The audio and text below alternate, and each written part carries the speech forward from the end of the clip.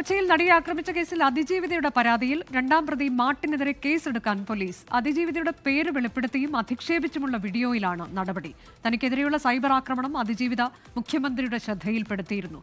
മനീഷ് മഹിപാൽ വിവരങ്ങളുമായി. മനീഷ്, ഈ വീഡിയോയിൽ കോടതി തള്ളിക്കളഞ്ഞ കാര്യങ്ങളാണ് ഈ വീഡിയോയിൽ പറയുന്നുള്ളത്. 1 മുതൽ 6 വരെയുള്ള പ്രതികൾ കുറ്റക്കാരാണെന്ന് കണ്ടെത്തുകയും ശിക്ഷ വിധിക്കുകയും ചെയ്തതാണ്.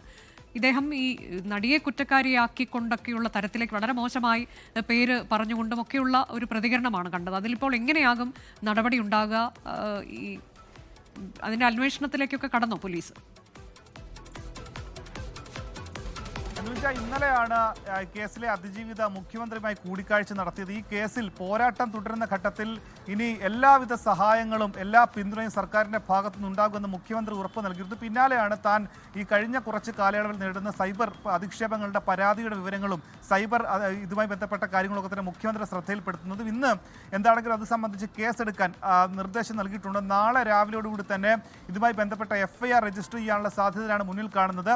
ഈ കേസിലെ രണ്ടാം പ്രതി മാർട്ടിൻ ചിത്രീകരിച്ച് അപ്ലോഡ് ചെയ്ത വീഡിയോ, അതിൽ മാർട്ടിനെ പ്രതിയാക്കും. ഒപ്പം തന്നെ മാർട്ടിൻ പ്രചരിപ്പിച്ച ഈ വീഡിയോ, അപ്ലോഡ് ചെയ്ത വീഡിയോ ഷെയർ ചെയ്ത ആളുകളെ സംബന്ധിച്ചുള്ള കാര്യങ്ങൾ ഇപ്പോൾ സോഷ്യൽ മീഡിയയിൽ അത്തരം കാര്യങ്ങൾ പരിശോധിച്ച് വരികയാണ്. അത് പ്രമുഖരായിട്ടുള്ള പല വ്യക്തികളും ഈ വീഡിയോ പ്രചരിപ്പിച്ചതായി കണ്ടെത്തിയിട്ടുണ്ട്. അവർക്കെതിരെ കൂടെ നടപടിയുണ്ട്. ആരൊക്കെയാണെന്നുള്ള കാര്യം നിലവിൽ അന്വേഷിച്ച് വരികയാണ്. അന്ന് ഈ വിചാരണ ഘട്ടത്തിൽ അന്ന് സുപ്രീം കോടതിയിൽ നിന്നും ജാമ്യം ലഭിച്ചതിനെ തുടർന്ന് പുറത്തിറങ്ങിയ സമയത്താണ് രണ്ടാം പ്രതി മാർട്ടിൻ ഇതുമായി ബന്ധപ്പെട്ട് ഈ നടിയുടെ പേര് വിവരങ്ങളും ഒപ്പം തന്നെ മുഖവും തന്നെ വ്യക്തമാക്കുന്ന വീഡിയോ അപ്ലോഡ് ചെയ്തത്. ഗുരുതരമായ പരാമർശങ്ങൾ അതിലുണ്ടായിരുന്നു. വിചാരണ കോടതി തന്നെ തള്ളിയ വാദങ്ങളായിരുന്നു അന്ന് ഈ മാർട്ടിൻ ഈ സമൂഹ മാധ്യമങ്ങൾ പങ്കുവച്ചു. ഇപ്പോഴും അത് ആളുകൾ ഷെയർ ചെയ്യുന്നു. അതുകൊണ്ട് അതിനെതിരെ നടപടി വേണമെന്ന് ആവശ്യപ്പെട്ടാണ് നടി മുഖ്യമന്ത്രിക്ക് ഇതുമായി ബന്ധപ്പെട്ട പരാതി ഒന്നുകൂടി ഓർമ്മിപ്പിച്ചത്.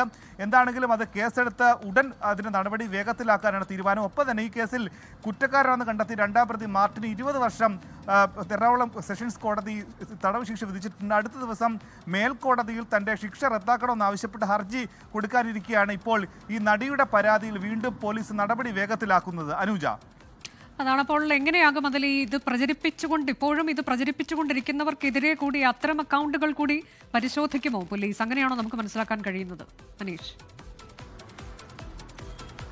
അനുജ, ഈ നടിയുടെ പരാതി എന്ന് പറയുന്നത് തനിക്കെതിരായ തെറ്റായ വാർത്തകൾ, തനിക്കെതിരായ തെറ്റായ വിവരങ്ങൾ, തൻ്റെ ഐഡന്റിറ്റി, തൻ്റെ വ്യക്തിപരമായ കാര്യങ്ങളൊക്കെ തന്നെ പങ്കുവെച്ചുകൊണ്ടുള്ള ഒന്നിലധികം വീഡിയോകൾ പ്രചരിക്കുന്നത്. അതൊന്ന് മാത്രമാണ് നിലവിൽ ഈ കേസിലെ രണ്ടാം പ്രതിയായിട്ടുള്ള മാർട്ടിൻ്റേത് വ്യക്തമായ ഗൂഢാലോചനയാണ്. അത് പോസ്റ്റ് ചെയ്യുകയും അത് കൃത്യമായ ആളുകൾ അത് ഷെയർ ചെയ്യും. ചില ഓൺലൈൻ മാധ്യമങ്ങൾ അവർക്ക് പണം കൊടുത്ത ശേഷം അവരും ഇത്തരം വാർത്തകൾ, ഇത്തരം വീഡിയോകളെ വ്യാഖ്യാനിച്ചുകൊണ്ട് അവർ അത് അപ്ലോഡ് ചെയ്യുന്നുണ്ട്. അത്തരം കാര്യങ്ങളൊക്കെ തന്നെ ഒരു ഗൂഢാലോചനയുടെ ഭാഗമാണെന്ന് നിലവിൽ ഈ നടി മുഖ്യമന്ത്രിക്ക് നൽകിയ കത്തിൽ പറയുന്നുണ്ട്. ഏറ്റവും പ്രധാനപ്പെട്ട കാര്യം, ഇത് ഏതെങ്കിലും പ്രഖ്യാപിതമായ രീതിയിൽ ഇങ്ങനെ ഒരു കാര്യം നടക്കുന്നതിന് പുറമെ ചില വ്യക്തികൾ കൂടി തന്നെ അധിക്ഷേപിക്കുന്നുണ്ട്. അതുകൊണ്ട് തന്നെ താൻ ഈ സംഭവത്തിൽ താൻ ആക്രമിക്കപ്പെട്ടു എന്ന ആ സംഭവത്തിനേക്കാൾ കൂടുതൽ തന്നെ വേദനിപ്പിക്കുന്ന ഇത്തരം സൈബർ ആക്രമണമാണ്. അന്ന് നടി ആക്രമിക്കപ്പെടുന്ന സമയത്ത് ഈ കേസിൽ പൾസർ സുനി ആക്രമിക്കുമ്പോൾ അന്ന് ഈ വാഹനം ഓടിച്ച വ്യക്തിയാണ് രണ്ടാം പ്രതി മാർട്ടിൻ. അങ്ങനെ മാർട്ടിൻ നിരത്തുന്ന വാദഗതികളെ വ്യാഖ്യാനിച്ചുകൊണ്ട് പലതരത്തിലുമുള്ള പ്രമുഖരായിട്ടുള്ള പല ആളുകൾ പോലും അതിനെ ദുർവ്യാഖ്യാനം ചെയ്ത് തന്നെ വേദനിപ്പിക്കുന്നു നടി പറഞ്ഞിട്ടുണ്ട്. അതുകൊണ്ട് തന്നെ ഇത്തരം കാര്യങ്ങൾ ഒരു സൈബർ ടീമിന്റെ നേതൃത്വത്തിലായിരിക്കും ആദ്യം അന്വേഷിക്കുക. ഇത് എപ്പോഴാണ് ഇത്തരം വീഡിയോകൾ വന്നത്? ഏറ്റവും പ്രധാനപ്പെട്ട കാര്യം അനുവദിച്ച ഈ കേസിൽ വിധി വന്നതിന് ശേഷമാണ് ഈ വീഡിയോ ഒന്നുകൂടി പ്രചരിച്ചു തുടങ്ങിയത്. ലോകത്തെവിടെയായാലും ഏത് സമയത്തും 24 വാർത്തകളും ഓഗ്മെന്റഡ് റിയാലിറ്റി പാക്കേജുകളും എക്സ്പ്ലെയിനറുകളും വിശദമായി കാണാൻ ഞങ്ങളുടെ യൂട്യൂബ് ചാനൽ നിങ്ങൾക്ക് സബ്സ്ക്രൈബ് ചെയ്യാം.